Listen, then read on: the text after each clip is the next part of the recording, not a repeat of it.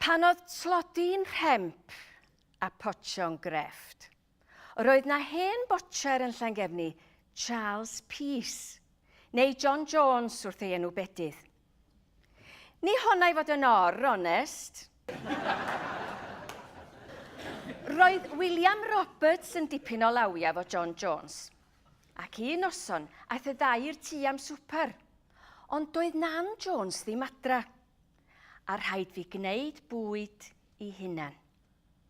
William Roberts oedd yn cwcio, ond gwnaeth gam gymeriad drwy roi tin o bys yn y popdy, heb roi twll neu ddau ynddo.